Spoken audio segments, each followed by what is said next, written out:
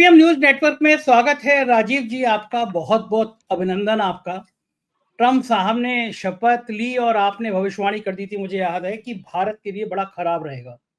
मुझे उसमें हैरानी हो रही थी क्योंकि मोदी जी के सबसे अच्छे दोस्त थे। मुझे लगा भारत के लिए क्या खराब रहेगा। अमेरिका अगर कहीं मदद करेगा तो वो भारत की करेगा, क्योंकि मोदी जी ने सारे नियम कायदे ताक पर रखकर अमेरिका में जाके कह दिया था अब की बार मोदी सरकार। पहले वाले दौर में अलग बात है, उस समय ट्रम्प हार गए थे, लेकिन मुझे लगा याद तो होगा ट्रम्प को। लेकिन आपने कहा था बहुत बुरा काल रहेगा ये ट्रम्प का और भारत का। अभी तक वो मेरे रिकॉर्ड में है, जब दर्शक चाहे तो जाके देख सकते हैं। और एक के बाद एक अपमानित कर रहे हैं ट्रम्प साहब। टैक्स के मामले में वो भारत से कोई रियायत बरतने को तैयार नहीं है। कभी कह देते हैं कि करोड़ों रुपए की धनराशि सरकार को कोई बदलना चाहता था, इसलिए भारत को दी गई। पता चला वो बांग्लादेश को दी गई थी, भारत को दी नहीं गई थी। फिर कहते हैं ईवीएम बेकार है, चुनाव बैलेट पेपर से होना चाहिए। ये जो तरह तरह के फार्मूले निकाल रहे हैं ट्रम्प साहब मोदी जी को बेइज्जत करने के लिए। पहली बार भारतीयों का इतना अपमान किया गया, हथकड़ी बेड़ी डाल के एक बार नहीं 3 बार भेजा गया। ये क्या वाकई में कुछ तारे ऐसे हैं, कोई ग्रह ऐसे हैं जो भारत को इतना अपमानित होने दे रहे हैं? और इसका विकल्प क्या है कि कब तक हम लोग ऐसा अपमान सहते रहेंगे ट्रम्प साहब के जरिए? हाँ, तो संजय जी, सबसे पहले मैं अपने दर्शकों को बताना चाहता हूँ, आज मैं फिर उन फर्जी ज्योतिषियों को एक्सपोज करना चाहता हूँ जो यूट्यूब पर आ जाते हैं और बीजेपी और मोदी जी की महिमा मंडन योगी जी की करने लगते हैं। मुझे बार बार उनसे ये प्रश्न करना है कि अगर आप ज्योतिष देखिए, सबको पढ़ने का, विद्या पढ़ने का अधिकार है, सबको जानने का अधिकार है, लेकिन आप जब तक उस विषय पे जिससे देश, दुनिया और समाज प्रभावित होता है उस पर नहीं काम करेंगे तो उस विद्या को आगे कैसे बढ़ा सकते हैं? विद्या मेरे और आपके व्यक्तिगत फलादेश के लिए नहीं बनी है कि मैं संजय जी को खुश करने के लिए कह दूं संजय जी आपके 3 साल बहुत अच्छे हैं और थोड़ी सी मुझे फीस मिल जाए। लेकिन नहीं, ट्रू सेंस में सच्चा जो क्या नाम है विद्यार्थी वही है जो अपनी विद्या के लिए आगे बढ़ाने का काम करे। यही हमारे गुरुजी से मुझे अपनी प्रेरणा ये मिली थी। तो मैं आपको बात बता रहा हूँ, इसलिए बात मैंने ये आज ये छेड़ी है क्योंकि ये सब भविष्यवाणियां मैंने की हैं, जिसको कि दूसरे सोशल मीडिया के प्लेटफॉर्म पर किसी भी ज्योतिषी ने छूने की हिम्मत नहीं करी है। कि जैसे ओत की भविष्यवाणी करना, कुंभ की भविष्यवाणी करना, अर्थव्यवस्था की भविष्यवाणी करना, शेयर बाजार की भविष्यवाणी, मतलब ये सारे विषय आम आदमी से लेकर हर व्यक्ति का, हर समाज के हर वर्ग को छूते हैं। तो मैं आता हूं सबसे पहले कि जो आपका प्रश्न का जवाब है, डोनाल्ड ट्रंप की कुंडली देखनी चाहिए हमको। ये डोनाल्ड ट्रंप की कुंडली है, ठीक है, उनकी कुंडली में बहुत जबरदस्त पैसे, धनाढ़, अच्छा धनाढ़ योग है, मतलब he should be a very rich. वो बचपन से ही लिखवा के लाए थे कि बहुत बहुत रिच होंगे और रियल एस्टेट में कमाएंगे, क्योंकि लग्न का में जो है मंगल बैठा है, मंगल रियल एस्टेट का सिग्निफिकेटर होता है और चौथे घर को देख रहा है। चौथे घर का मंगल का अगर कनेक्शन हो जाए, मंगल इनका भाग्येश्वर सिंह लगन है, क्योंकि डोनाल्ड ट्रंप का 14 जून 1946 को जन्म हुआ था, शुक्रवार का 10:56 जमाइका न्यूयॉर्क में, 1946 का, तो मतलब 79 ईयर के करीब करीब हो गए। तो उनकी कुंडली में जो दोष है, जो आप बता रहे हैं कि ये आदमी उल्टी सीधी बातें क्यों करता है, ये अभी नहीं, और अब तो जरूरत से ज्यादा करने लगा है। पहले टर्म में इतने खराब नहीं थे, लेकिन अभी तो सिर्फ देखिए संजय जी, 20 जनवरी को शपथ ली है, आज हमारी 23 फरवरी है और 1 महीना निकला है इस आदमी को, और उस पूरी दुनिया में उसने, एक देश नहीं है, पूरी दुनिया को परेशान करके रखा है। मतलब वो आप कह रहा है कि गाजा पट्टी को बोले हम मैं खरीद लूंगा और उसमें फिर रिजॉर्ट बना दूंगा। और इजराइल भी खुश हो गया, इजराइल तो चाहता ही था कि भाई अमेरिका समर्थित वहां पर आ जाए तो अपने काम करे। बेचारे वो कितने 46,000 से 47,000 लोग मर गए वहां पर, बेचारे सबके घर तोड़ दिए आपने, अरबों खरबों का नुकसान, मतलब इतने 50,000 लोगों की हत्या करने के बाद उस जगह को डेवलप करने की बात उसके दिमाग में आ रही है। फिर आप देखिए उसकी वेवरिंग क्यों है। वेवरिंग कहते हैं एक किसी का स्थिर मन नहीं होता ना, कभी कुछ कह देगा कभी कुछ कह देगा, तो वो तभी होता है कि अगर उसका चंद्रमा नीच का हो। अगर किसी व्यक्ति की कुंडली में चंद्रमा नीच का है तो और उसके ऊपर वो पीड़ित भी हो जाए तो उसका मतलब वो जो है कुटिल मन का होता है स्वामी। मतलब एक तो झूठ बोलने वाला तो होगा ही, उसके दिमाग में हमेशा फितूर घुसा रहेगा, मतलब कुतर्क वाली बातें आएंगी। तो इसकी कुंडली में दर्शक ये देख सकते हैं, ये आप सब लोगों को, ज्योतिष सीखने वाले लोगों के लिए है, कि चंद्रमा वृश्चिक राशि में नीच का है और राहु केतु के बीच में, और मंगल उसको चौथी दृष्टि से देख रहा है। तो इस व्यक्ति ने, आप देखिए कि यूक्रेन रूस के वार में भी अब सारे यूरोप को नाराज कर लिया उसने, क्योंकि यूक्रेन से क्या अब वो क्या कह रहा है, एक बाइडेन गवर्नमेंट ने यूक्रेन को मदद दी। दर्शक जाने कि बाइडेन गवर्नमेंट ने अरबों खरबों की मदद की, तब तो 3 साल युद्ध चला, वरना युद्ध कब का खत्म हो जाता, यूक्रेन की ताकत नहीं थी। आज देखिए ट्रंप क्या कह रहा है जेलेंस्की से कि तुम जो है समझौता कर लो, और साथ में उसके एवज में क्या मांग रहा है कि हमने आपको मदद की है, आप अपने यहाँ के जो मिनरल और रिसोर्सेज हैं, जो खनिज संपदा है, उसका सुपरविजन हमें दे दो। तो वहां घुसने की कोशिश कर रहा है, पनामा नहर को खरीदने की कोशिश कर रहा है, और जाने कौन सी ग्रीन वैली को खरीदने की कोशिश कर रहा है। कनाडा को कह देता है वो हमारा 51वां स्टेट हो जाएगा। तो ये हर देश को तुम कब्जा कर लोगे, हर देश में आपकी दुकान चल पड़ेगी क्या? तो ये सब चीजें इसी तरह से उसके भारत के ऊपर निगाह है। और आपको मैं बताता हूं कि भाजपा बेसिकली लो आईक्यू की पार्टी है, और खासतौर से नरेंद्र मोदी जी की बुद्धि पर तो मुझे तरस आता है। भगवान जाने उन्होंने टोटल फिजिक्स में, टोटल पॉलिटिकल साइंस में वो मास्टर्स किया है, जो केवल सब्जेक्ट केवल मोदी जी के लिए बनाया गया था। यूनिवर्सिटी ग्रांट कमीशन ने ये सब्जेक्ट मोदी जी के लिए तैयार किया था। एक ही डिग्री दी है पूरे भारतवर्ष में, और उसके अलावा वो सब्जेक्ट बंद कर दिया है, डिपार्टमेंट ही बंद कर दिया है। तो मोदी जी को यहां पर आप यहां के लोगों को एंगेज कर दिया उन्होंने, ये कह करके कि $20 मिलियन का जो है यूएस एड ने फंड आया था, उसको दुकान को हम बंद कर रहे हैं। मैं सिलसिले में आ रहा हूं कि वो एक व्यक्ति बार बार ऐसी बातें क्यों कर रहा है।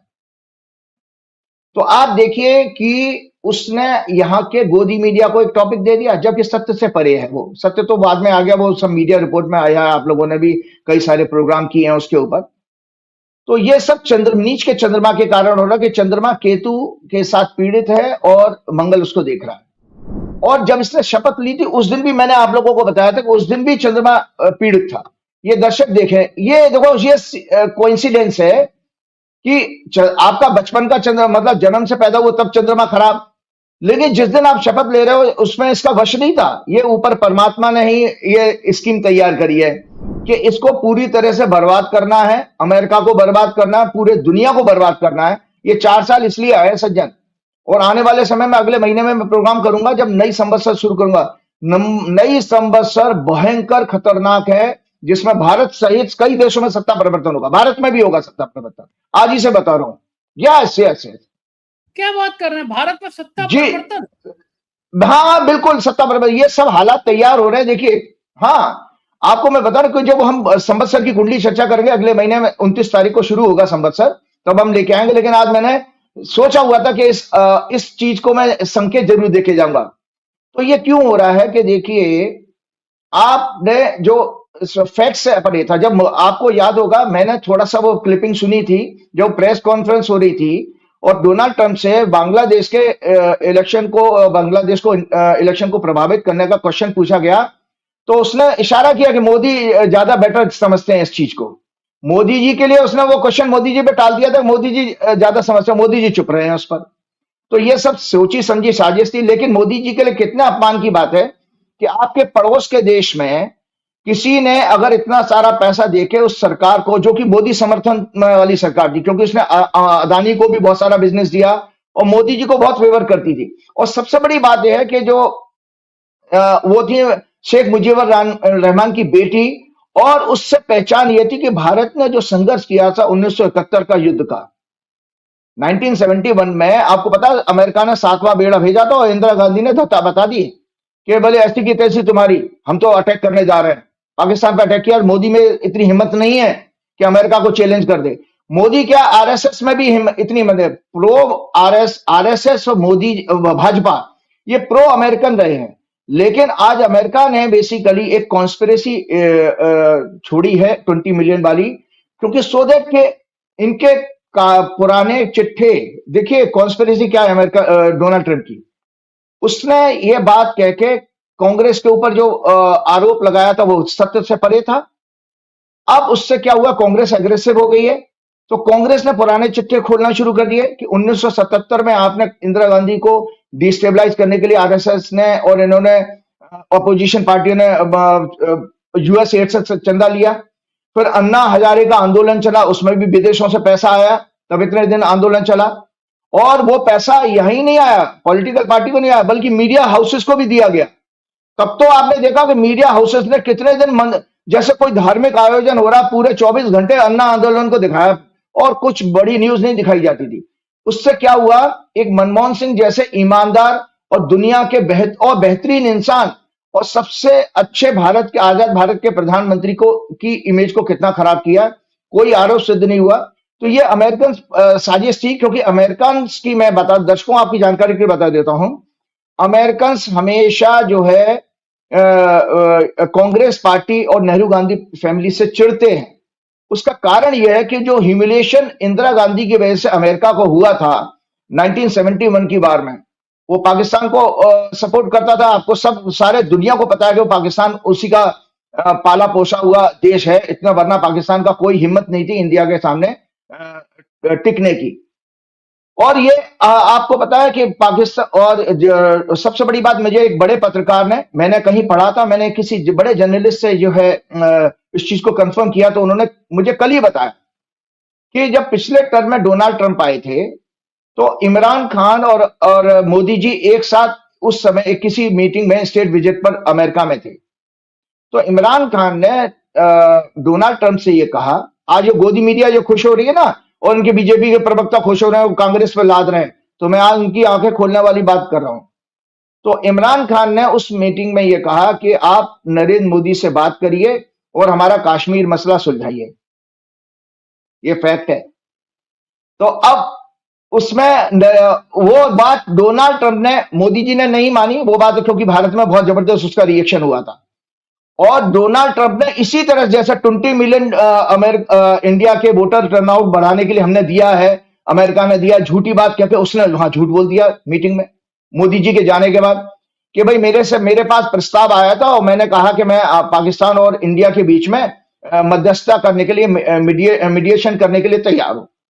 उसके ऊपर भारत में बहुत जबरदस्त बवाल हुआ था और विपक्ष ने कहा कि मोदी जी अपने आप की, अपनी इज्जत और देश की साख को गिरवी रख के आए हैं।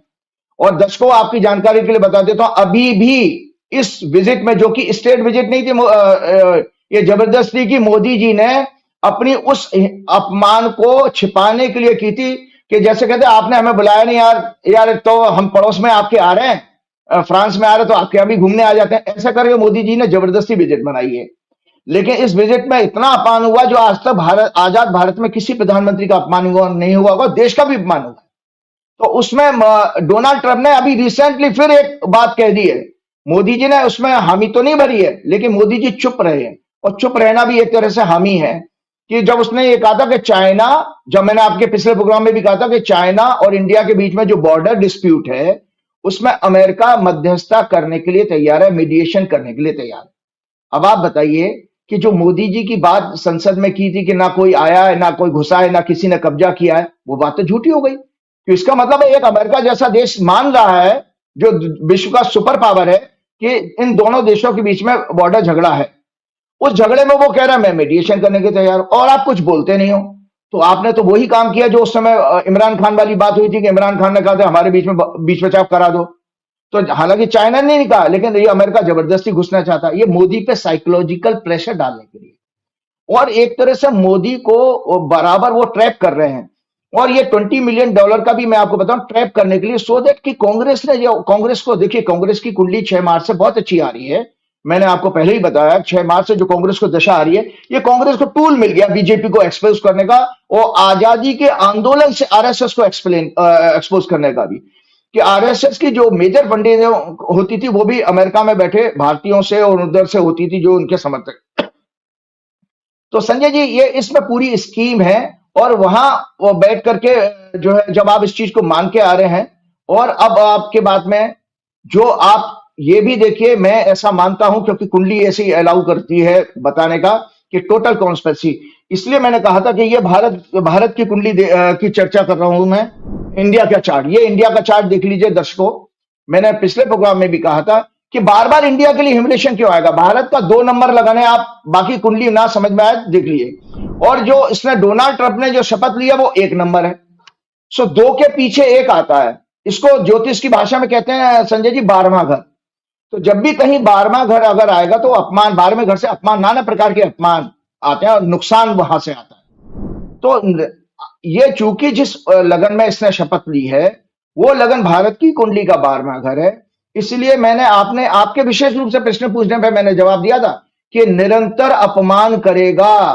आप ये देखिए, उस समय भी मैंने फिंगर क्रॉस कर ली थी। जब पिछला प्रोग्राम मैंने किया तो मैं भी ये सोच रहा था, मैंने अगर ये मोदी जी विजिट करके आए हैं और अगर उसके बाद अगर उसने अपने बड़े राजी राजी से बड़े अच्छे तरीके से भारतीयों को अगर उसने बहुत फूल माला पहना के भेज दिया तो मेरी बात किरकिरी हो जाएगी, मेरी तो ज्योतिषी गणना गलत हो जाएगी कि भाई वो राजीव जी आप तो कह रहे थे कि ये भारत का निरंतर अपमान कर रही है, भारतीयों को तो गुलदस्ते और फूलमाला पहना कर भेज रहा है।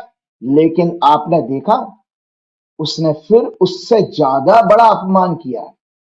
दो जहाज, दोनों जहाज में वो फिर वो बेड़ियां वाली। और इतना नहीं, मोदी चूंकि इसलिए बड़ा हो गया दर्शकों, क्योंकि वहां पर आपका प्रधानमंत्री, देश का प्रधानमंत्री होके आया था पर्सनली। उसने फोन नहीं किया था, व्यक्तिगत रूप से उसके साथ रहा है और वहां पर झप्पियां मार रहा है और कह रहा है मेरा बड़ा अच्छा दोस्त है, जैसे लंगोटिया दोस्त है, जब कुंभ के मेले में खो गए भाई हैं। लेकिन आपके मुंह पे उसने फिर जूता मारा है, खींच के एक जूता मारा। ये जूता मारने के बराबर है कि व्हाइट हाउस ने वो वीडियो क्या नाम है रिलीज किए, उनकी हथकड़ी बताओ, 66 घंटे का डिटेंशन। और उसमें भी सिखों का, जो देखिए सिख जो है उस तरह की मार्शल कौम होती है, इतने धर्म के प्रति समर्पित होते हैं कि उनकी पहचान पगड़ी और कड़े और उनके 5 चिन्हों से होती है। उनकी पगड़ियां खुलवा करके उनको बच्चों को जो है, आप छोटे बच्चे हैं, यंग बच्चे हैं, 20 साल के 25 साल के, उनको क्या टॉर्चर कर रहे हो? तो इतना अपमान। और हमारा देश बिल्कुल नपुंसक और क्या नाम है स्पाइनलेस बना हुआ, पूरा नपुंसक है, कुछ नहीं। हम सर्दी गर्मी हो रही है क्योंकि सिखों का अपमान करना भाजपा की फितरत है। आपने सब लोगों ने, पूरे देश ने देखा था कि किस तरह से किसान आंदोलन में और जब आंदोलन साल भर से ज्यादा चला था तो सिखों को खालिस्तानी कहा गया था और तब कहा गया था कनाडा इनकी मदद कर रहा है। तब भी ये बात आई थी कि अमेरिका मदद कर रहा है और आज अमेरिका का गुणगान कर रहे हैं। उस समय भाजपा के ने जब ये वो पुरानी घटना जो उन्होंने बताई है, भाजपा के लोगों ने ट्रंप को गाली देना शुरू कर दिया था जब उसने ट्रंप ने पाकिस्तान और भारत के बीच में मीडिएशन करने की बात की थी।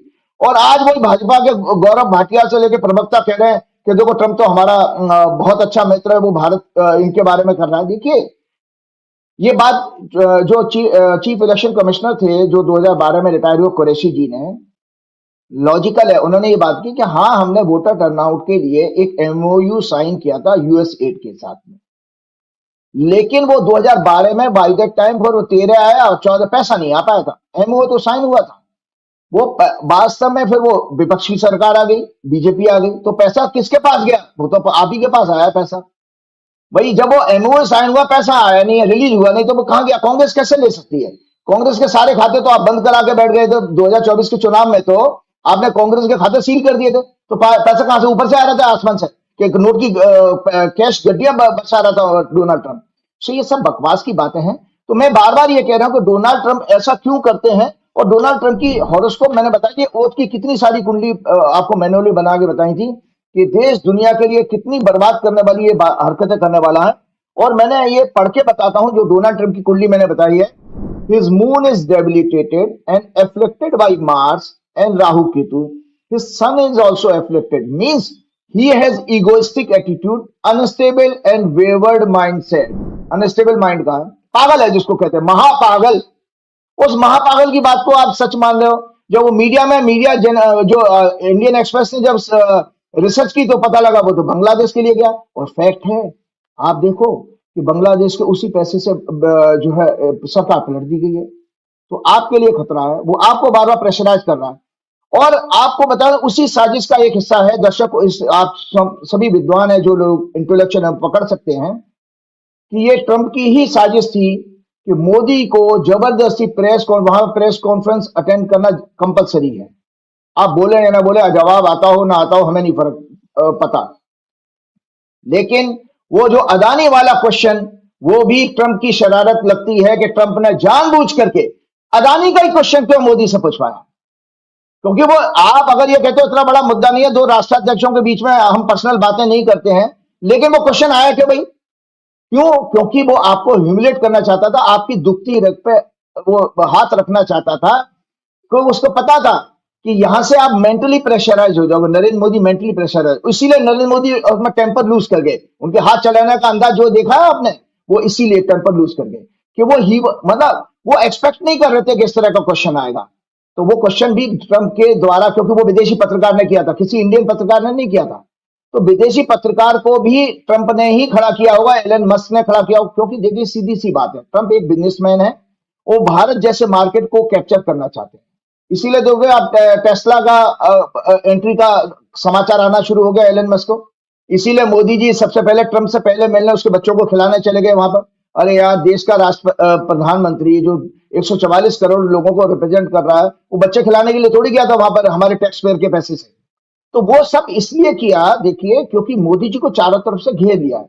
मोदी जी इस तरह से घिर चुके हैं, देखिए जिस तरह से कनाडा की एक मीटिंग में जब ये सिंगापुर में मीटिंग हुई थी कनाडा की और हमारे एनएसए डोवाल की, जब ये डोवाल साहब मना कर रहे थे ना, जो हमारा भारत का कोई हाथ नहीं है कनाडा में हत्या कराने में या कानून के ऊपर मर्डर करना है, उस समय जब डॉक्यूमेंट्स कैनेडियन गवर्नमेंट ने दिखाए थे तो डोवाल साहब की टोन नीचे हो गई।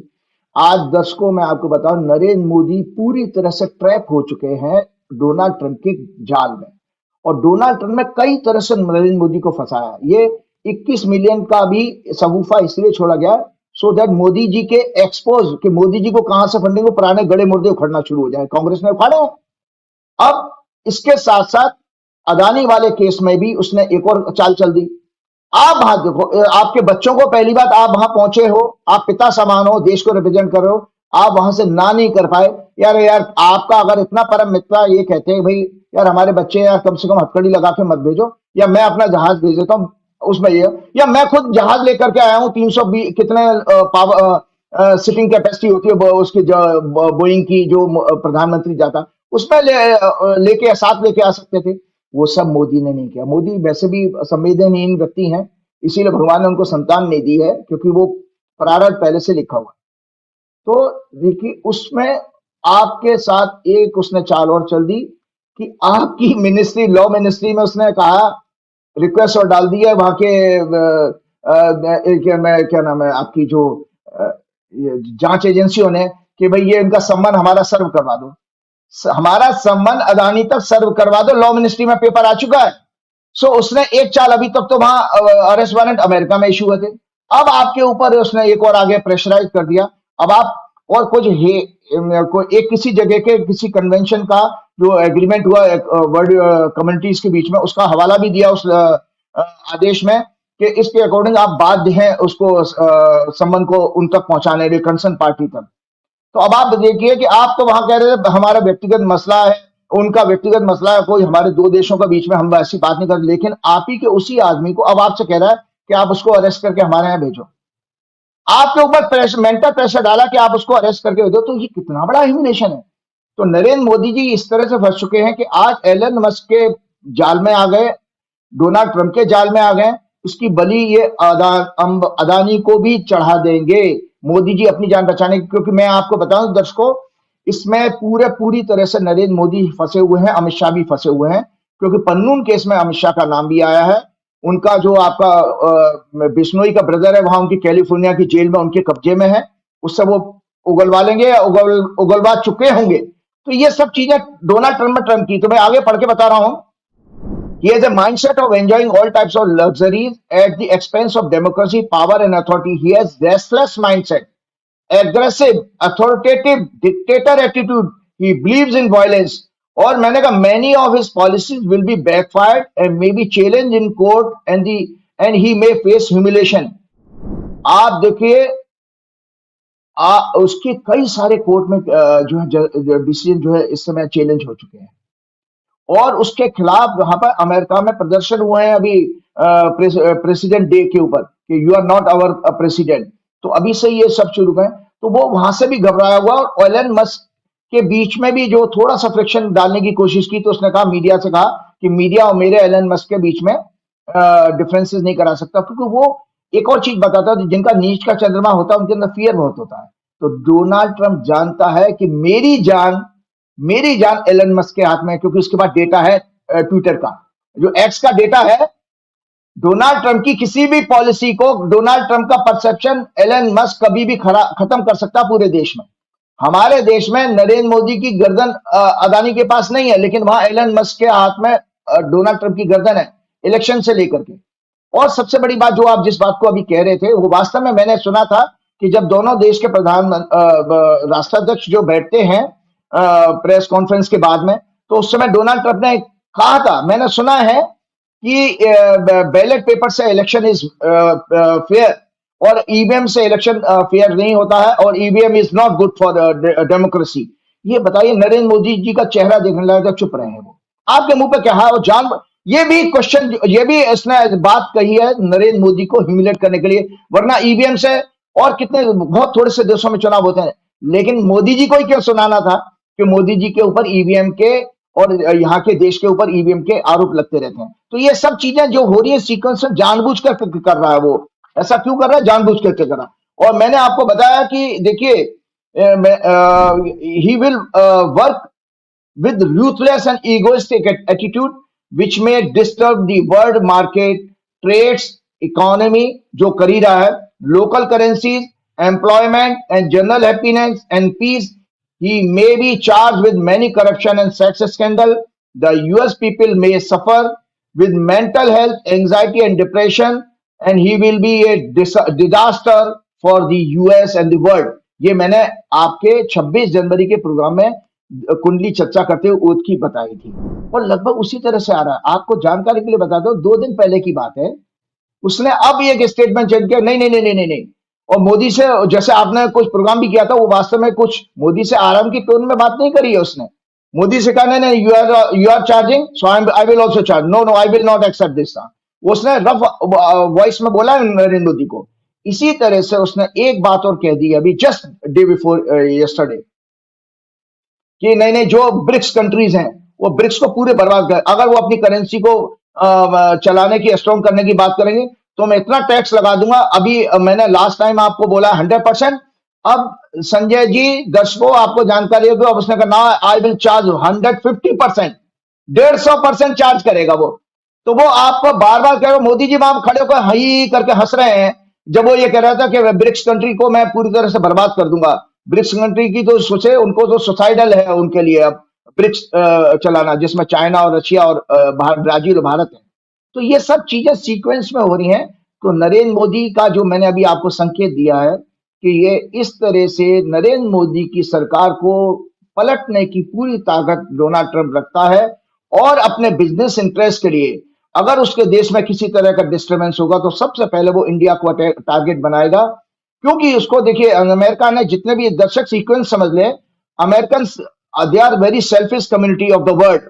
वो हमेशा अपना अपना पर्सनल हित सोचते हैं, और कभी देश वर्ल्ड के लिए उनका कोई सिंपैथी, अगर वो पैसा दे रहे हैं तो वो गिव एंड टेक का है।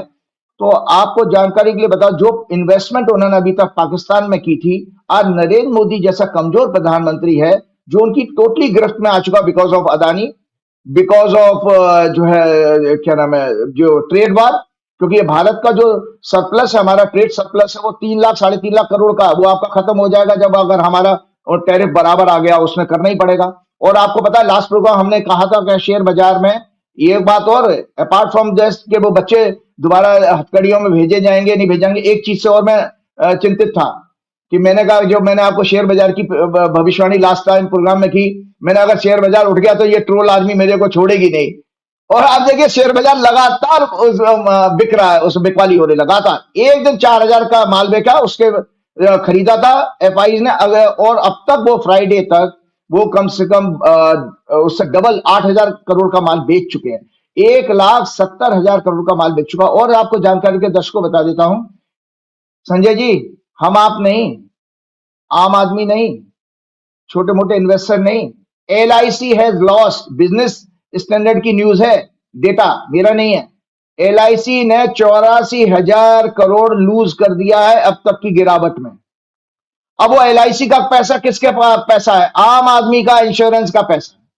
सो LIC बड़ा, सबसे बड़ा दिग्गज माना जाता है, म्यूचुअल फंड की भी कोई ताकत नहीं है। सो LIC के भी 84,000 करोड़ की वेल्थ कम हो चुकी है उसके पास जो पोर्टफोलियो। तो ये सब चीजें आप देख रहे हैं। तो आगे आने वाले टाइम में भी ये खतरा टलने वाला नहीं, क्योंकि अमेरिका की हॉरोस्कोप में डोनाल्ड ट्रंप के अप्रैल के महीने से जो दशा शुरू होगी, उस दशा के अनुसार डोनाल्ड ट्रंप जो है और ज्यादा डिस्टर्ब करने वाला है हमारे देश को। क्योंकि उस समय जब चंद्रमा का प्रत्यंतर शुरू होने वाला है उसका, और चंद्रमा उसका नीच का है, और ज्यादा खराब डिसीजन लेके भारत को ह्यूमिलेट करेगा। सो लगातार भारत के लिए कष्टकारी समय है। जिस चीज को गोदी मीडिया और अंधभक्त नहीं समझ पा रहे हैं, ये दरअसल भारत के लिए सबसे ज्यादा डिस्टर्ब करने वाला है, क्योंकि भारत को कमजोर करके वो इस, और फिर आपको सपोर्ट कर दे, पाकिस्तान को बनाया तो नहीं उसने, पाकिस्तान को पूरा खत्म कर दिया, वही अब उसका टारगेट भारत के लिए, सो दैट यहां वो बैठ करके चाइना और रशिया को होल्ड कर सकता है। बिल्कुल ठीक बात है राजीव जी, और ये बड़ी खतरनाक बातें हैं ग्रह की। अगर इस तरह हो रहा है, पता नहीं क्या होगा। हम आप बातें आते हैं लौट के अपने देश में, और दिल्ली में नई सरकार बन गई है। आप जब मुख्यमंत्री शपथ लेता है तो आप उस समय का जन मानते हैं सरकार का, तो क्या लग रहा है दिल्ली की नई मुख्यमंत्री का कार्यकाल कैसा रहेगा? क्या आपने दिल्ली की नई सरकार की कुछ भविष्यवाणियां की हैं?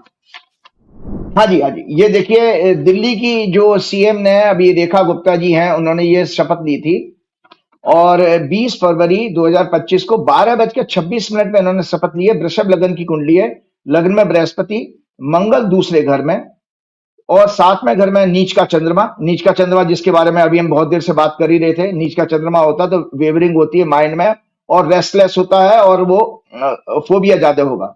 10वां घर मजबूत है, शनि है, बुध है, सूर्य है, और 11वें भाव में शुक्र और राहु है। आपको ये जानकारी बता देता हूं कि ये निश्चित रूप से मैं इसमें अप्रिशिएट करूंगा, इन्होंने किसी ज्योतिषी से ये मुहूर्त निकलवाया, क्योंकि ये अभिजीत मुहूर्त में लिया गया और स्थिर लगन में मुहूर्त है। जो मुहूर्त के सिद्धांत हैं शपथ ग्रहण समारोह के, उसके हिसाब से काफी हद तक इन्होंने बहुत अच्छा एक मुहूर्त निकलवाने की कोशिश की, लेकिन काल से आप ऊपर गई। तो मैं आज अपनी गणना बता देता हूं, क्योंकि इसमें दूसरे घर में मंगल है वक्री। याद रखिए, दूसरा घर हमारा जो वाणी का होता है, हमारी स्पीच का, सिलेक्शन ऑफ वर्ड्स और वॉइस की थ्रो, ये दूसरे घर से देखी जाता है, पैसा भी यहां से देखा जाता है। अब वृषभ लगन की कुंडली में वही सिद्धांत लागू होता है। इंडिया का जो कुंडली दिखाई थी उसमें भी दूसरे घर में ही बैठा है, क्या नाम, मंगल 12वें घर का। तो ये दिल्ली की इकोनॉमी के लिए तो अच्छा नहीं होगा कार्यकाल इनका। 5 साल पूरा कर जाएंगी, चूंकि बृहस्पति लगन में बैठा है, तो इनका धार्मिक एजेंडा होगा, जिसका उन्होंने संकेत पहले से दे दिया कि छूटते से ही उन्होंने सबसे पहला काम किया कि यमुना जी की आरती करने पहुंच गई वो। तो ये सरकार धार्मिक एजेंडा पे काम करेगी, मतलब वही धार्मिक एजेंडे का प्रोपेगेंडा जो है भाई, केवल दिखावा, जिसको पाखंड कहते हैं। दूसरा, क्योंकि दूसरे घर में उनके बहुत सारी पुराने ट्वीट्स वायरल हो चुके हैं, आपने देखा, ये बहुत ही घटिया और एब्यूजिव लैंग्वेज के साथ बात करेंगी, विपक्ष के साथ में भी, ब्यूरोक्रेसी के साथ में भी, और उसमें मतलब अपना टेम्पर लूज कर जाएंगी। क्योंकि मैंने लिखा है एब्यूजिव टेंडेंसी, मतलब गाली देने की जो बात होती है, जो उनके ट्वीट में सब लोगों ने, काफी दिन से प्रोग्राम चल रहे, मैं देख रहा था, bad for economy, religious propaganda, और always fighting with opposition. Fight, ego इस प्रकार होगी, ये जबरदस्त ईगो है, जबरदस्त ईगो।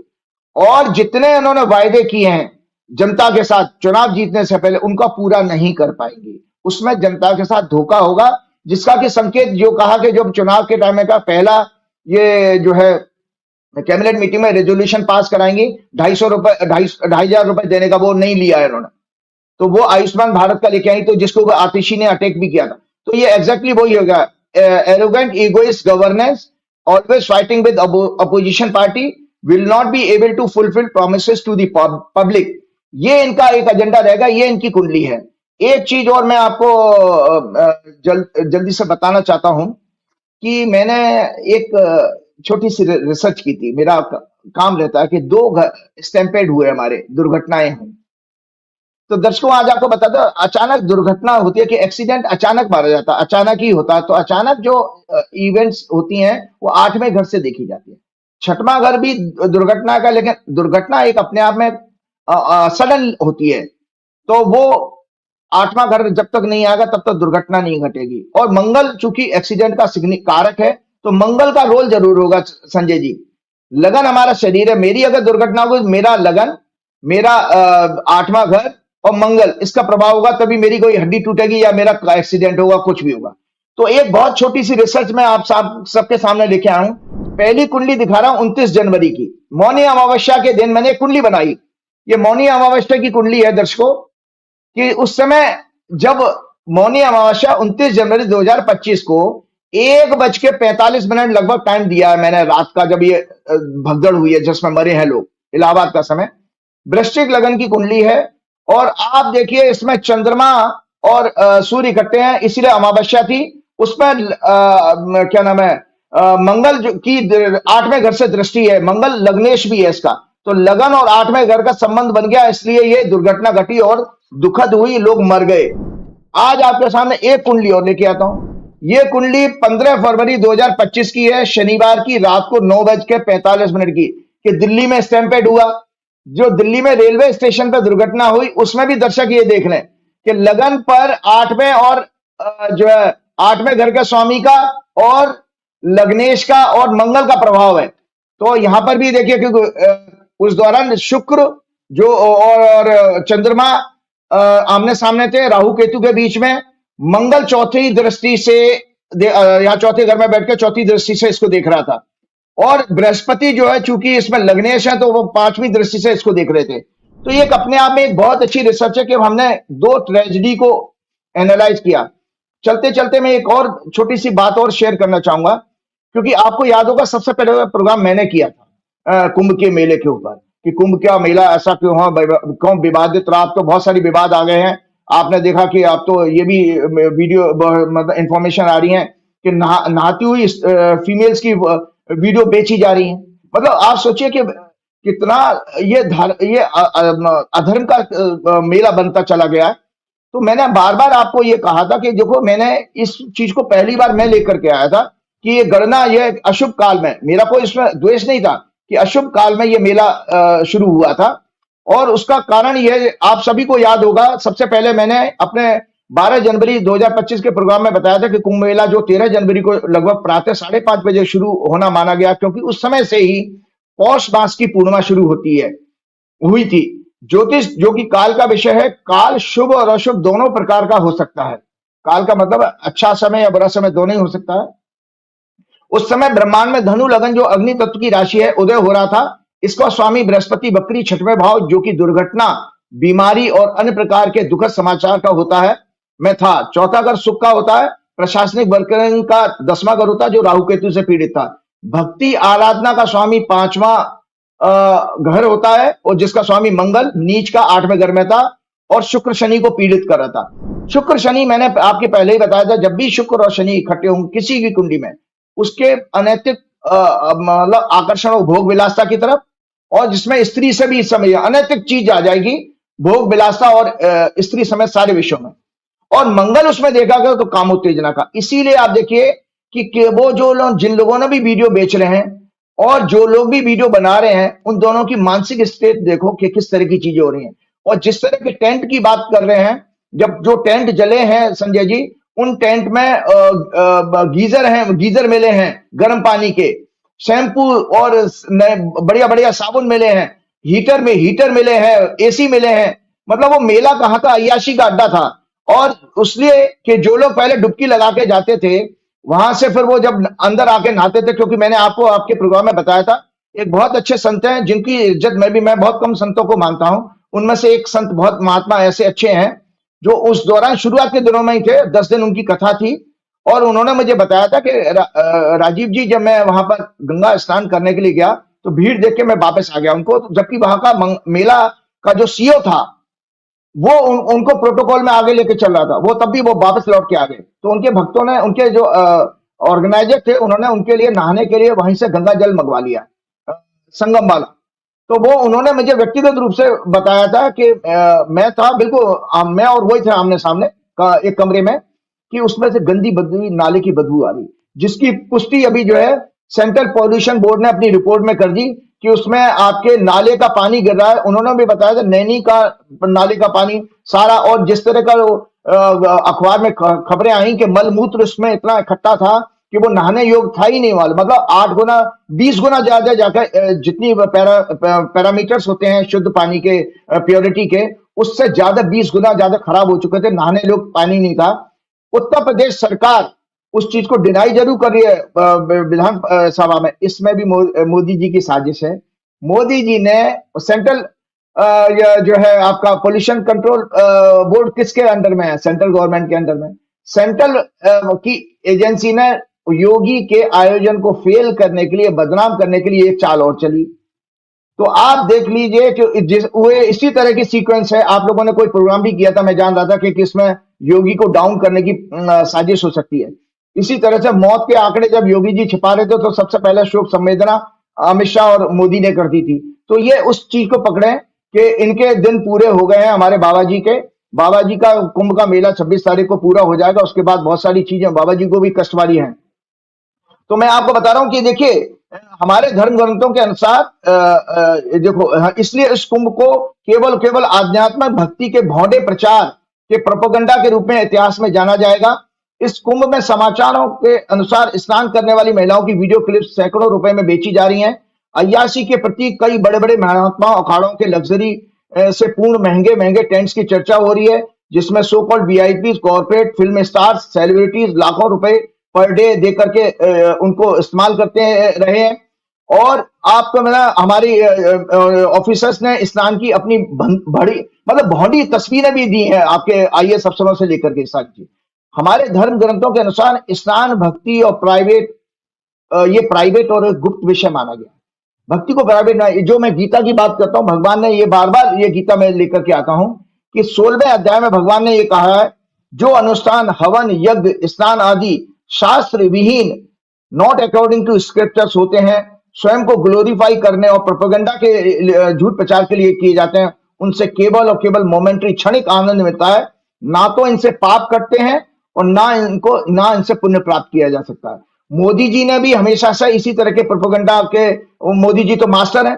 इस बार भी वो महंगे महंगे ट्रैक सूट के साथ बड़े बड़े रुद्राक्षों को गला में माला डालकर जप करने का ढोंग कर रहे थे। और पिछले कुंभ में भी जनाब ने काली ड्रेस पहनी थी तांत्रिकों की तरह से, और बड़े बड़े रुद्राक्षों की माला उन्होंने जो है धारण कर रखी थी।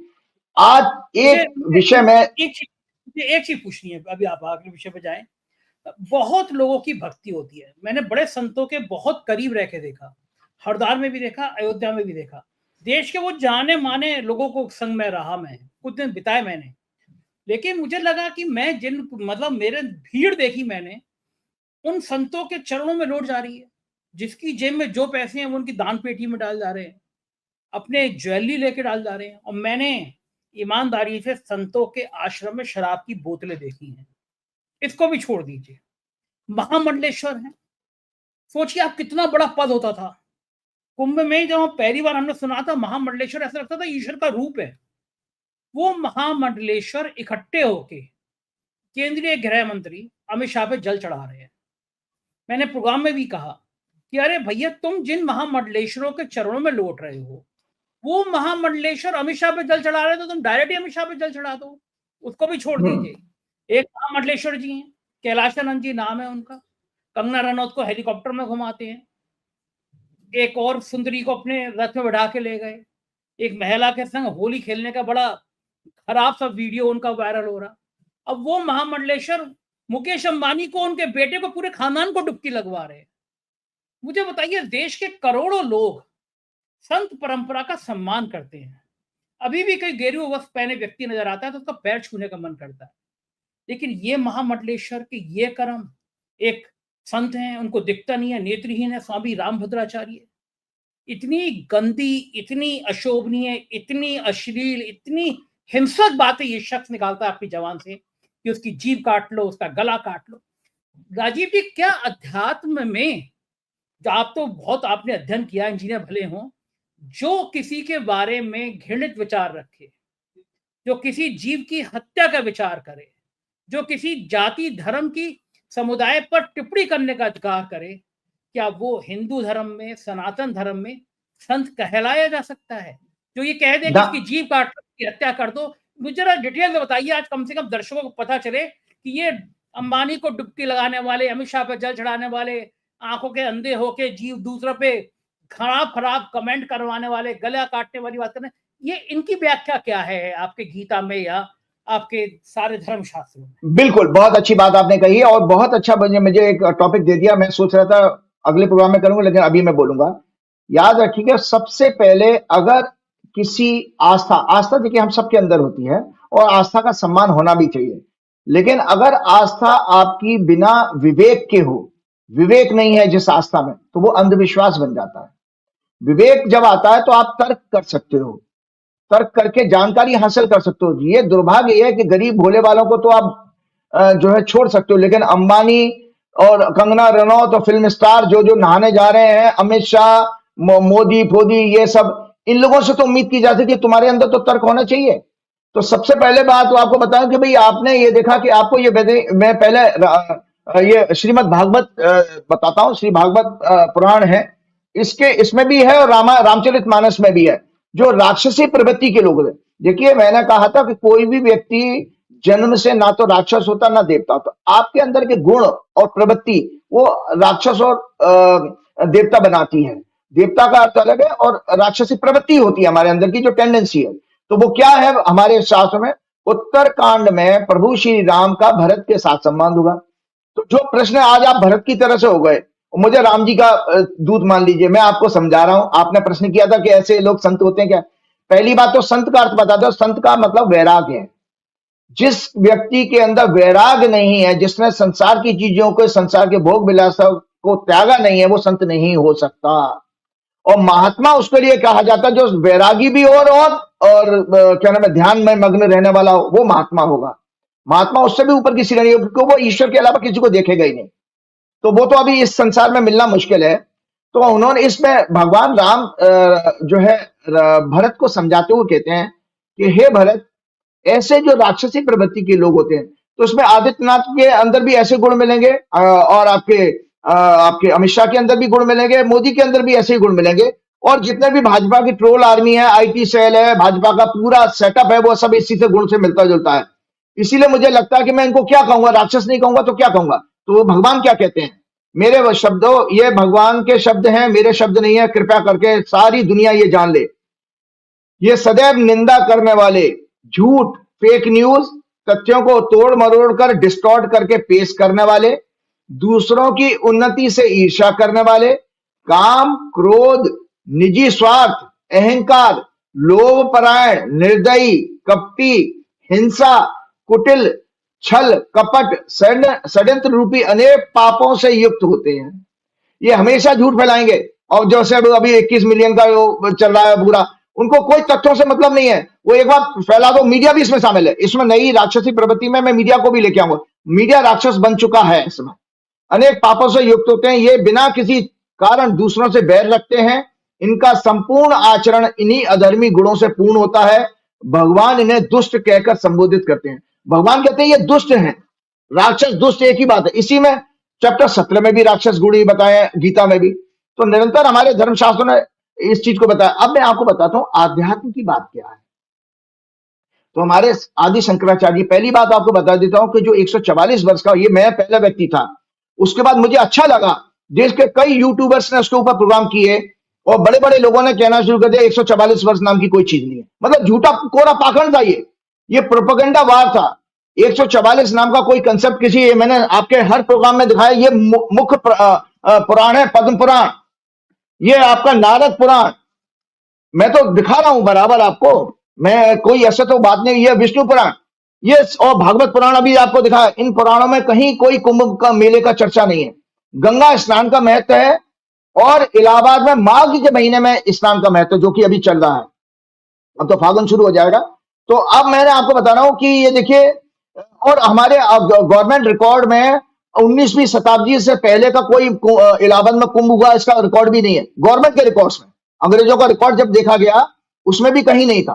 तो ये सब चीजें कोरी कल्पना थी। फिर हमने आपके पिछले प्रोग्राम में बताया था कि हमारा 2025 चल रहा है, इसमें से 144 घटा दो तो साल निकल के आएगी 1881। 1881 में कोई कुंभ था ही नहीं, तो भाई 140 कैसे गिन लिया, फिर 144 कैसे गिन लिया? जब 1881 में कोई कुंभ था ही नहीं, कहीं नहीं, पूरे भारतवर्ष में नहीं पड़ा था, तो 144 कहां से जोड़ लिया आपने? और महाकुंभ नाम की कोई चीज नहीं है। अरे यार संजय जी, इतना तर्क अगर आपके पास विवेक होता, जिसमें हमने कहा विवेक क्यों जरूरी है भक्ति के लिए। देखिए संजय जी, कि अगर आप कहते हो कि वो देवताओं का और असुर का संग्राम हुआ, समुद्र मंथन से अमृत निकला, अमृत को क्या नाम, इंद्र का बेटा जयंत लेके भागा है बृहस्पति के कहने से बचाने के लिए कि सोदर राक्षसों के हाथ ना लग जाए। अब उसमें झगड़े में, खींचातानी में 2-4 जगह बूंदे गिर गई आपकी। ये कहानी है पूरी इन पुराणों में। कि वो झगड़े में छीना झपटी में 4 बूंदे गिरी है 4 जगह पे, नासिक, उज्जैन, हरिद्वार और प्रयागराज में। तो भैया वो मटका तो एक ही होगा। कितना मटका होगा? 12 इंची का, 18 इंची का, 20 इंची का। तो वो उसको कभी कह दे तो क्या आधा मटका, तो क्या वो सुराही था क्या? और कभी कह दो महाकुंभ है तो क्या वो मतलब मटके का साइज बढ़ गया? अरे भाई, कुंभ का मतलब कंसेप्ट ये था कि अमृत गिरा है, तो उसमें कुंभ और महाकुंभ और पूर्ण कुंभ ये शब्द कहां से ले आए? ये सब मनगढ़ंत तो बकवास है, कोई नहीं। आप चलिए मानिए कि आप हमने आपकी बात को मान लिया पुराणों के कि भाई अमृत गिरा था इस पीरियड में, सो वो बेसिकली ज्योतिषी गणना है बाबूजी। कुंभ जो है शुभ अशुभ तभी होगा जब ग्रह योग बनेगा। और आप सोचिए कि ऐसे पागलपन है, टाइम्स ऑफ इंडिया में मैं कोई देख रहा था कि किसी ने दे दिया कि 5 ग्रह एक साथ आ रहे हैं, इसीलिए दुर्लभ योग बना। अरे दुर्लभ योग मेरे से ज्योतिषी से ज्यादा अच्छा कोई जानता होगा क्या? भाई योग बताने वाला तो मैं हूं, मैं ज्योतिषी हूं, मैं जानता हूं, मैंने तो कुंडली आपको बता दी। तो फिर कहां से तुम पैदा मनगढ़ंत बातें बता रहे हो? आप देखिए, इस सिद्धांत से प्रयागराज का मेला मौनी अमावस्या, और आपको बता देता हूं, जो शास्त्रों में ये कहा गया कि वृषभ राशि में 2 नंबर राशि में जब बृहस्पति होगा और 10 नंबर राशि में सूर्य होगा, क्योंकि बृहस्पति की 9वीं दृष्टि पड़ती है, तब कुंभ मेला मनाया जाना चाहिए। तो आपकी जानकारी के लिए बता दें तो दर्शकों, हमेशा हमेशा के लिए मेरे शब्द आपके पास रहेंगे। उस नाते 12 फरवरी को सूर्य ने राशि बदल ली, वो 10 मकर से 10 नंबर से 11वें में चले गए, तो कुंभ मेला वहीं खत्म हो जाना चाहिए। फिर क्यों खींच रहे हो आप? फिर क्यों खींच रहे हो आप? इसका मतलब है आपने जो 5,500, 60,000, 10,000 करोड़ किया, उसका वो भरपाई तो हो नहीं रही है। और कैसा योगी आदित्यनाथ कुतर्क देते हैं कि मेरे इतने लाख करोड़ आ जाएंगे। अरे आप ये बताइए, संजय जी, वहां पर आदमी के पैर रखने की जगह नहीं थी, घंटों घंटों जाम लगा पड़ा। आदमी शॉपिंग कब करता है? कि जब उसको कोई फुर्सत मिले, आधा घंटा 1 घंटा किसी दुकान पर खड़े होने की। मुझे एक बात बताइए, क्या कुंभ को कोई टूरिस्ट सेंटर बनाया जा सकता है? कुंभ से इतना माल मिल जाएगा हमको, क्या कोई कोई संत व्यक्ति कल्पना कर सकता है? ये बात कह सकता है? कुंभ ना भी हो सकता है कि हमें आशीर्वाद मिल गया, हम कुंभ इसलिए करा रहे हैं, हमें इतना माल मिल गया, ये कोई कह सकता है भला? नहीं नहीं, ये सब गलत है। क्यों? आप जिस दिन आस्था को बेचने लगोगे तो वो तो उस दिन तो मायावी राक्षस हो गए। भाई देखिए, पूर्व काल में आपको बताओ, राक्षस हमेशा आम जनता को कैसे ठगते थे? राक्षस वो साधु संत का वेश धर के आते थे। राक्षस कभी भी ओरिजिनल रूप में नहीं आता, तो पहचान जाओगे, मतलब वो आपके पास कोई आएगा नहीं। हमेशा उन्होंने ठगा है। जैसे वो आपका कानपुर में नहीं है, वो ठग्गू की वो कोई बड़ा मशहूर हलवाई है, ऐसा ऐसा कोई सगा नहीं जिसको हमने ठगा नहीं। तो भाजपा, बीएचपी, आरएसएस और ये योगी आदित्यनाथ, मोदी सब ऐसे ही हैं कि ऐसा कोई सगा नहीं जिसको हमने ठगा नहीं, चाहे वो सहयोगी दल हो, सबको ठगा हमने। और डोनाल्ड ट्रंप को ठगने की कोशिश कर, डोनाल्ड ट्रंप ने इनकी हिकड़ी निकाल दी है। डोनाल्ड ट्रंप के पास तो उनकी एक चीज और थी राजीव जी, जब कोरोना काल आया था तो इन्हीं माँ गंगा को, जिसको आप मोक्षदायिनी कह रहे हो, इन्हीं माँ गंगा के अंदर लाशें फेंक दी गई थी। बेहता इसी प्रयागराज के तट पर ना जाने कितनी लाशें दफन है रेत के अंदर। मैंने इस पे बड़ा अध्ययन किया उस समय कोरोना काल में, जब पहली लहर थी, जिस दिन मजदूर सड़क पे निकले थे, उस दिन पहले दिन मेरा दिल दहल गया था। और उसी दिन हमारी सोसाइटी में हम जहाँ रहते हैं, हम लोगों ने तय किया कि हम लोग रोज 1000 पैकेट बनाएंगे, पानी देंगे। और चूंकि डरे हुए थे लोग, बांटने कौन जाए, किसी की हिम्मत नहीं हो रही थी। तो राजीव जी, ईश्वर की कृपा मुझ पे हुई, 45 दिन तक मैंने अपनी गाड़ी में भर के रोज 1000 पैकेट बांटने निकला मैं। और फिर मैंने जब कोरोना में लाशें देखी वहां पे पड़ी हुई, तो बहुत स्टडी करी मैंने, मेरे वकील हैं बहुत अच्छे काबिल, हैदर भाई, उन्होंने मिल के करी। और हमने एनजीटी में शिकायत करी और बहुत रिसर्च के साथ तैयार करी। और जो एनजीटी अब कह रहा है गंगा का पानी खराब है, वहां हमने शिकायत करके कहा कि ये लाशें इस तरह वहां पे फेंकी गई, दफनाई गई, जिससे वहां पे इंसान, जीव जंतु, ये सब प्रभावित हो रहे हैं। और भविष्य में गंगा में लाशें इस तरह ना फेंकी जाए, इसकी कार्य योजना तैयार की जाए। सरकार ने बड़ा विरोध किया, लेकिन उस समय एनजीटी थोड़े गुस्से में थी, क्योंकि सभी गुस्से में थे। तो मेरी याचिका पर उत्तर प्रदेश सरकार, बिहार सरकार, भारत सरकार को नोटिस जारी हुए। लेकिन फिर उसके बाद एनजीटी डेट पर डेट लगा रहा है, अभी तक फाइनल नहीं हुआ। यानी मैं इस केस को तब एनजीटी तक लेके गया, अगर एनजीटी ने तब ये मान लिया होता कि गंगा को स्वच्छ रखने का प्लान बनाना चाहिए, बन गया होता, तो शायद जो गंगा की तस्वीर अब एनजीटी जारी कर रहा है ना पानी खराब होने की, तो शायद बच गई होती। मैंने बड़ा संघर्ष किया। बिल्कुल बिल्कुल। तो मैं दर्शकों आपको बताना चाह रहा हूँ, दरअसल ये किसी मेले का या किसी घटना का शुभ अशुभ होना ग्रहों के योग के आधार पर है। क्योंकि ग्रह के योग मैंने ही बताए थे, किसी की हिम्मत नहीं हुई पूरे देश में। जब मैंने 13 जनवरी की कुंडली दिखाते हुए, वही ये जो कुंडली दिखाना, कुंडली ही बेसिकली ग्रह योग होता है कि उस दिन कौन सा ग्रह किसके साथ है, कहाँ बैठा, कौन सी राशि में है, यही इसी को ग्रह गणना कहते हैं। आज दर्शकों, मैं आपको आध्यात्मिक ज्ञान या जीवन कैसे शुरू हो उसकी जानकारी देना चाहता हूं। लोगों को बहुत है ना कि जो लोग सोच रहे थे कि डुबकी लगा के आएंगे तो हम बहुत आध्यात्मिक हो जाएंगे, कभी नहीं होगा। याद रखिएगा, आध्यात्म जब आता है तो आंतरिक शुद्धि से आता है, समझे जी, बाहरी शुद्धि से नहीं। ये जो गंगा जल है वो आपके स्किन पर बाहरी शरीर को कर रहा, वो भी तो मोदी जी की कृपा से और योगी जी की कृपा से ये हुआ कि आपने मल मूत्र से आप नहा के आए हो। ये जितने बड़े बड़े हेमा मालिनी से लेकर सेलिब्रिटी हैं, साधु संत महात्मा, अब आज ये सिद्ध हो गया कि मल मूत्र में नहा के आए हो आप। अरे राजीव जी, कमाल हो गया। जब एनजीटी की रिपोर्ट आई तो हमारे चैनल पे वो खबर आई कि एनजीटी की रिपोर्ट ने ये आया है कि इसमें पॉटी के अंश है। इंस्टाग्राम पे हमने डाली खबर। आप सोचो, 48 घंटे में उसको 1 करोड़ लोगों ने देखा। 1 करोड़ लोगों ने, यानी लोगों में इतना गुस्सा था। अब तो शायद 1 करोड़ 20 लाख भी क्रॉस हो गया। तो लोग इतना रिएक्ट कर रहे हैं कि कैसे हो गया। अब आप गोदी मीडिया कितना ही महिमा मंडित करते रहे, लेकिन अगर आप पॉटी के अंश मिल रहे हैं जहाँ पे आप नहा रहे हैं। और फिर क्या हुआ, आज मैं देख रहा था चैनल एबीपी का था, हाँ, एबीपी के चैनल के रिपोर्टर ने कहा हमने और बातों में मत जाइए, हम आपको सीधा सीधा सच दिखाते हैं। हुआ कि करोड़ों रुपए का दिया जाता है इन चैनलों को, करोड़ों रुपया बजट है। और कुंभ का तो स्पेशल करोड़ों का बजट था। तो उनके कान उबेड़े गए कि यहाँ पे एनजीटी की रिपोर्ट आ गई है, तुम क्या कर रहे हो। तो आज रिपोर्टर गया वहां पे और पानी की बोतल ले गया और बोला देखिए ये पानी है, मैं आज आपको टेस्ट करके दिखा रहा हूँ। ये मैं पानी भर रहा हूँ, ये मैं पानी पी रहा हूँ। देखिए पानी कितना साफ है, जैसे सीलबंद पानी की बोतल होती है। मैंने कहा यार ये दिन आ गए, पत्रकार पानी पी रहा है, मतलब कि अब वो पानी साफ हो गया। ये कोई वैधानिक रिपोर्ट है। दूसरा नहीं, ये तो साइंटिफिक थोड़ी है, ये कोई साइंटिफिक थोड़ी ऐसे पी कर दिखा दो। क्योंकि अगर आपको 1 लाख रुपए, भाई ऐसा तो आपने वो काम किया कि 1 लाख रुपए दिया, आपने पेशाब पी ली, तो आप पेशाब पी कर दिखा रहे हो, ये क्या मतलब है भाई। पेशाब भी अगर साफ हो तो पेशाब भी तो क्रिस्टल क्लियर दिखाई देती है, नहीं दिखाई देती है। आप उसको देखो, गौमूत्र पीते हो नहीं पीते हो। तो बाबा ने अमित शाह मोदी से एक बदला ले लिया।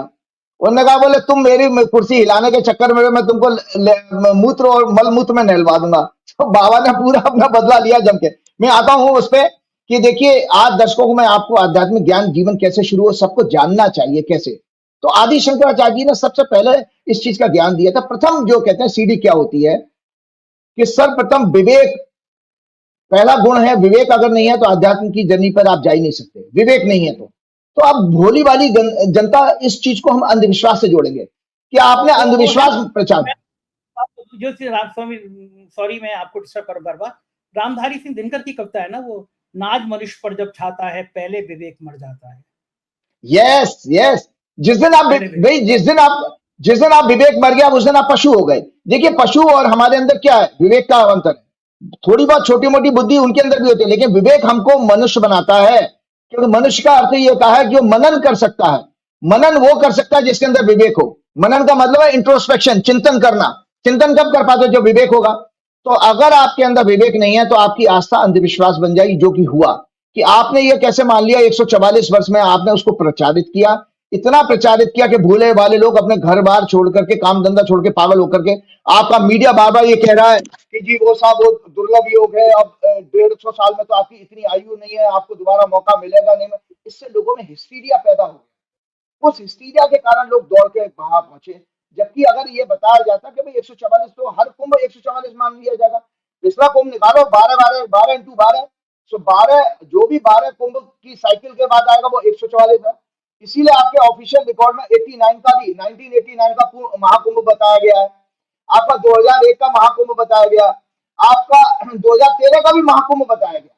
लेकिन आपने ये इससे माना, इसका मतलब है दर्शकों आपको भी है। देखो ये श्रीमद् भागवत दिखाता हूं। ये श्रीमद् भागवत में सुखदेव जी उसको राजधर्म सिखा रहे हैं परीक्षित को, राजा परीक्षित को, जो कृष्ण की लाइनेज में है, पांडवों की लाइनेज में।